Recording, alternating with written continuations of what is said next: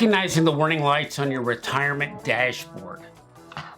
I love Corvettes. They're made in Kentucky, where I grew up, and they're really an international symbol of speed and now technology.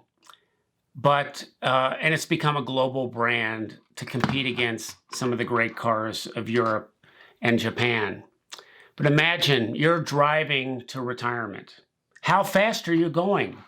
How much is in the tank, or how much charge is in the battery?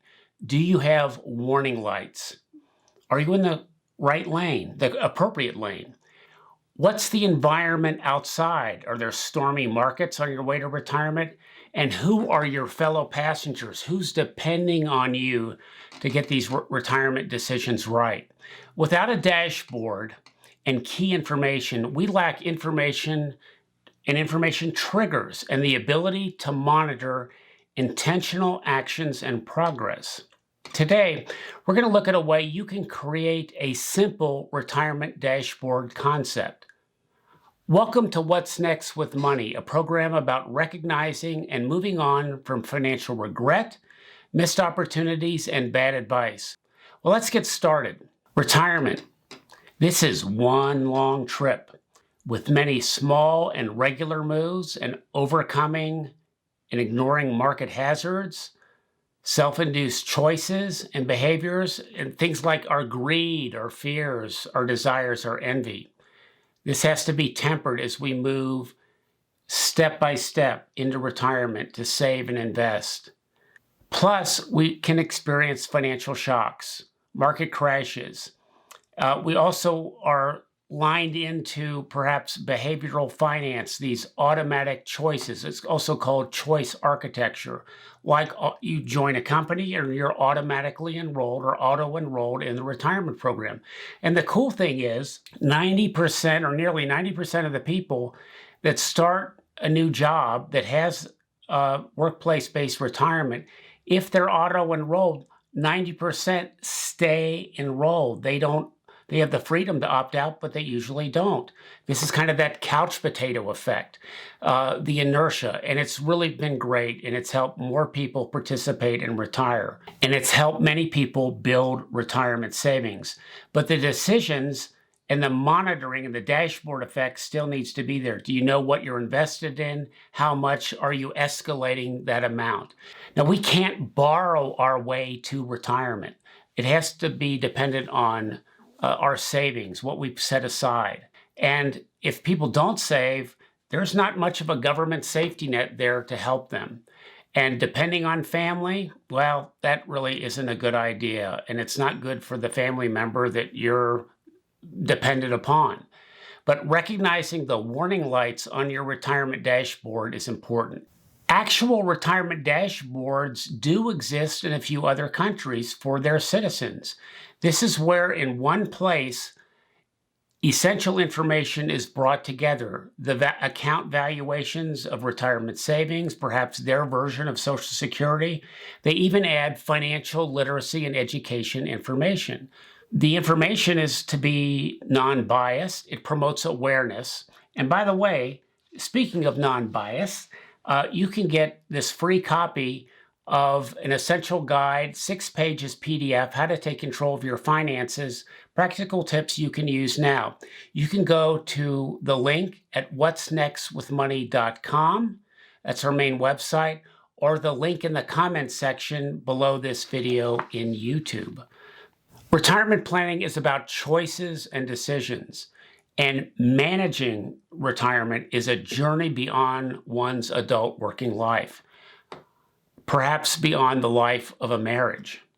Here's a list of 8 retirement decision-making areas developed when I worked with the National Endowment for Financial Education. We brought a literal think tank of over 20 national experts to look at these for middle and moderate income Americans. And here are the 8 areas: work, Social Security, savings and investment, that's building assets, retirement plans, that's like 401k or pensions, home and mortgage, insurance, this is health insurance and annuities, fraud, and debt. A dashboard can help folks plan. If you've got a 401k or a 403b, it's very likely that your financial institution or record holder offers some form of dashboard. Even banks and credit unions and various financial services companies do this. And some may be even showing dashboards if you look to your credit scores or credit records. There are even credit dashboards available in some cases, looking at credit records, credit scores, and ways to move information into a dashboard environment from your budget, income statements, or net worth. Some of these can be made available by certified financial planners or accredited financial counselors. I actually helped create an organizational dashboard that was used quarterly for a large organization, but it showed progress bars, benchmarking, cumulative numbers, had a section for goals, explanatory notes, and even monitoring of trends. There are many apps that you can use right now that would bring some of this information to you to give you a sense of a control and a control panel. But do you know you can actually create your own, and it doesn't have to really have any fancy graphics, but it can aid you in decision making. All you have to do is look up online or through paper statements the values of some of your accounts. And this is a super opportunity to have a date with your loved one, to build financial momentum, and to complete a dashboard picture for your individual and your retirement planning, but with in a spousal setting. So it's very important as a couple that you each bring your retirement game plan to each other and disclose that. What are you invested in? What are the age differences? What are the prospects of staying in employer-based retirement programs? Perhaps you're starting to save, for example, a Roth IRA outside. You might have a special retirement plan related to a small business you own where you can contribute a lot more than you might with the IRA limits. And it gets into the timing of claiming Social Security. Again, accounting for age differences and the sequencing of when you would use or tap into an account. Now, some common challenges or warning lights that you might see in the retirement planning area that could show up on your dashboard, whether you make it or use an outside service. And this is where you move from job to job. If you change from full-time to part-time, then maybe back to full-time. Did you take a loan out on a 401k? Did you borrow money? And when job changes happen, loans are taken out, or the pressure for early withdrawal or excessive withdrawals after retirement starts, this is known in the industry as leakage. You're leaking some of your assets sort of on the cutting room floor, and it's hard to get those back. And the dashboard can help you plan a move from job to job, full-time to part-time, then back to full-time, and to maintain retirement savings. There's even catch-up provisions for people over 50 within 401k, 403b plans, and even IRAs, regular IRAs or Roth. And some accounts from places we may have worked for before are very small, and we might lose track of them as we move. So a dashboard can help you consolidate and eliminate financial clutter. So we're talking about recognizing the warning lights on your retirement dashboard. Now here's the story. When I was starting out working, before I had a full-time job, IRAs were around, and my father encouraged me to open an IRA through my earned income. So I started to save a little bit, and it was I got a small tax deduction, and this was before Roth. These were contributory IRAs, and that was great. But my first major job was with a state government, and it had its own sophisticated retirement system. I worked there for several years, but I knew down the road that I wouldn't be working there forever. And I actually took money out of the state retirement system. I took a tax penalty and to help me pay for a move to Colorado, where I work and live now. This was ready cash I needed to move myself rent a cross-country rental truck and help for packing that I paid for. It's some of the best money I ever spent. I sort of thought I'm taking a penalty, but I didn't think about it that much. It really wasn't that much money. But I had an IRA. I could have done sort of the smart thing and rolled that money over, but early in my career, I really needed it to finance that move. Of course, I picked up with my retirement savings later, but there was a case that I chose intentional leakage. Early in my career, I had IRA savings, not a lot, but I knew I was committed to that. And then I kept adding money to those accounts later after the move, and of course got into a 403b, 401k type plan. So we take viewer questions here at What's Next with Money. We have a question from Parker. And Parker asks, would there be a way to integrate the concept of a retirement dashboard beyond retirement into various data aggregation, sort of a life planning tool? Well, Parker, you're sort of an inside person, and you and I actually worked together at the National Endowment for Financial Education on a project that we invented called the Financial Continuum.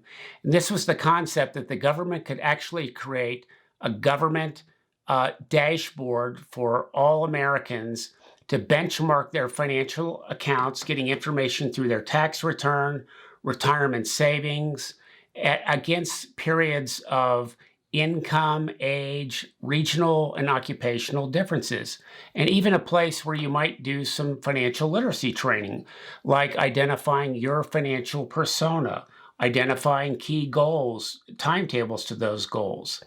Now, many of these things that I'm just describing that Parker and I actually worked on in the continuum, financial continuum, actually exists now in apps and with some financial firms.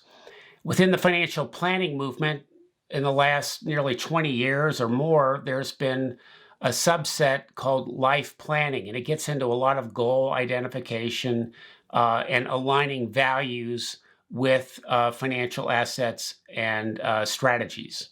So benchmarking, though, was something that Parker and I thought about in this continuing concept. For example, it could show that people like you, on average, with certain kinds of income, certain geographic location, certain occupation, at this time in their life had X, Y, Z in savings.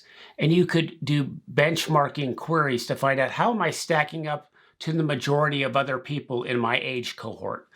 This reminds me of Amazon book recommendations or even Netflix video selections. Utility companies actually use this right now, and it's being used in my neighborhood, where you get a, let's say, a monthly statement. It's going to show your power or water usage, and it can classify you as a non-efficient or efficient or maybe a super efficient neighbor. And it will show you in your close geographic area how you stack up and benchmark against your neighbors. Are you more efficient than they in consumer usage of power or water for the same aligned time of the year? It's very interesting. Now, behavioral finance is something we will talk a lot about on What's Next with Money. This is the idea that we talked about before of nudges, of helping point people in the right direction and kind of guide them through choice architecture. And part of that can be peer pressure or social proof, saying so many people in this category are doing this, maybe you should too.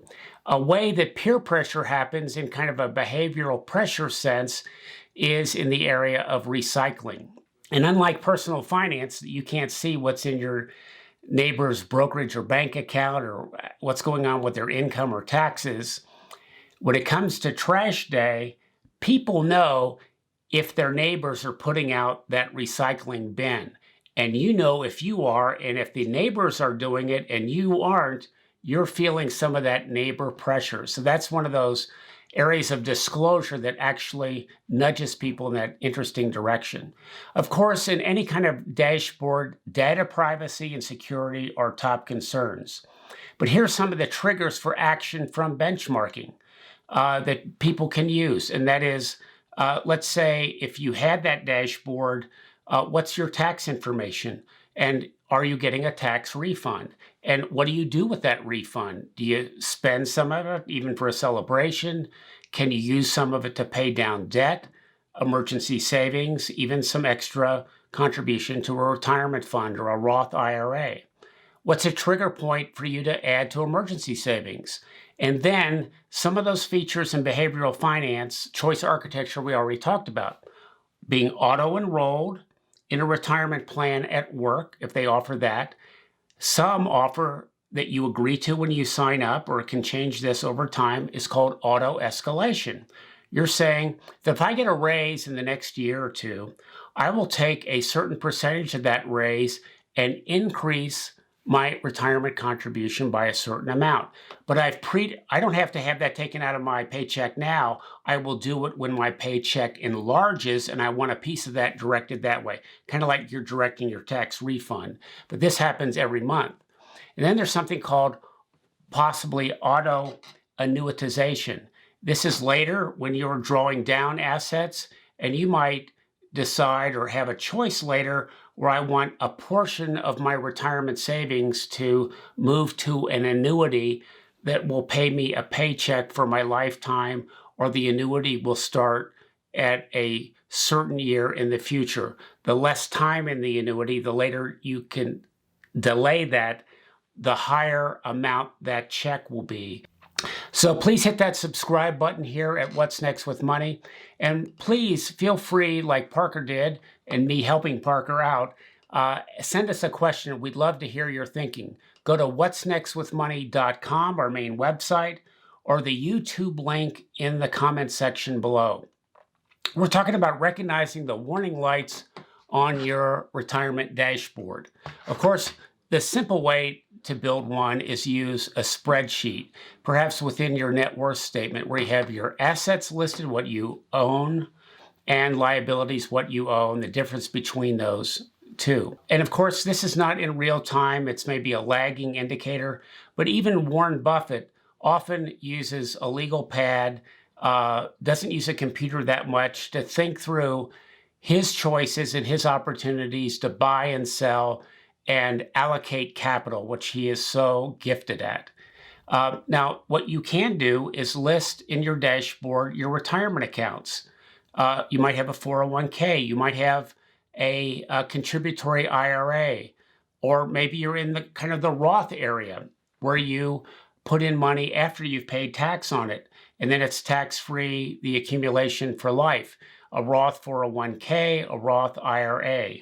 Now, when you list retirement accounts for your own dashboard on a spreadsheet, you can list accounts that you don't even own yet, but you may want to in the future. Let's say you have a 401k, but down the road you say, I want to reach that match amount that my company offers, but then any excess retirement contributions I want to drop into my own Roth IRA. List that. That's kind of a target or a goal. Perhaps there's a pension that you've had or could achieve based on place of employment. And maybe you know that someday through your parents or in-laws, you might be the beneficiary of an inherited IRA, which have very different rules for managing and reducing distributions from that. You can list in this dashboard area the amounts you might be contributing. You can list beneficiaries or adjust those as you need to. You may assign a goal to those retirement accounts. Are you reaching the match level? And what are, perhaps in the case of the IRAs, what are the upper legal limits of contributions? So a big source of the warning lights is when you move to a new job, or maybe even move in a different part of the country. So this is where you have the opportunity to consolidate accounts, but you may want to make a notation. If I know I'm going to be changing, what's the next move? What is the pathway of this account? And it can save you fees. You keep the money invested. You avoid tax penalty. And you can even simplify your portfolio design by having things consolidated. You end up, in essence, with less account clutter. We've talked in other videos about financial stacking and the mental decision load people have. So it's like financial tidying up. And listing this in your retirement dashboard, the next stage or the next purpose, the next move for pathways for these accounts can help add clarity. For example, if you have a 401k now and you plan to move to a new job, you may have a couple options. You might be able to move that 401k assets, roll it over to the new job 401k, or roll your 401k over to an IRA. Now, if it is a Roth 401k, you want to move that to a Roth IRA or another Roth 401k. So you have to kind of keep them in like. But just remember, portability is a beautiful thing in personal finance, and we need to kind of have our own backpack. And portability is part of like a retirement packing list as you move around, and it avoids that dreaded thing we talked about called leakage. Now, another thing you might create with this is a money map. We're doing a completely separate video on creating a money map, but this is about accounts that you have and how the money flows back and forth between them. And some of those could be automatic movements of money as well. So what about this concept? Why doesn't the government create a retirement dashboard? Well, actually, two friends of mine who are top-level researchers, one at the Brookings Institution and the other at AARP, have written a paper with a few other professionals to look at a dashboard concept for the federal government. Now, what a dashboard will do, according to them, it exposes the flaw in the existing systems. It brings together the disparate parts of 401k, IRA, Roths, pension, even Social Security. It could run on pre-populated data to run projections and scenarios. Now, financial planners do this for you right now. There could be even new types of data from defined contribution plans moving in that could be tied to this dashboard, information from your tax returns, and obviously from the Social Security Administration. This all goes into kind of one central place, and artificial intelligence might be set up to show what is missing or where you can get more information. And as indicated earlier, as in other countries, it could be a source of financial education, financial empowerment, financial literacy for you and your family. It can help you identify where lost accounts might be, unclaimed monies, or inactive accounts. And it could have those graphical user interfaces like progress bars, but it's going to take the cooperation to pull this off of government, private sector databases. So it is nowhere near ready to happen, but you can do some of this on your own or through private sector services. But it's worth exploring, and there obviously would be many digital data security concerns with any of these. As noted earlier, some financial service companies and some app providers provide services like this, but you can, again, do some of this at home without learning how to write code. There are 4 principles of an inclusive retirement system. I just want to throw this in for my friends at the Aspen Institute Financial Security Program, the concept of auto-enrollment that we've discussed. With a 401k, having an emergency savings account, sort of a sidecar account, as you contribute to the main retirement, a little bit of that money goes to an emergency fund that you are funding all the time. Portability in retirement savings as you move from job to job to avoid that leakage. And lifetime income opportunities. This is the idea of annuitization, creating annuities. And a recent action by the U.S. Congress, signed by the president, called the Secure Act, has amplified the opportunity for annuities in defined contribution 401k type programs. So there are a lot of new options coming to Americans who save for retirement. But a retirement dashboard can just be a list or a simple spreadsheet that you could look at quarterly, semi-annually, or yearly. It can be a great help, and you can use this to recognize the warning lights on your own retirement dashboard. So be sure to hit that subscribe button, and remember, new episodes of What's Next with Money are available on Thursdays. I'm Brent Neiser, looking to see you next time on What's Next with Money.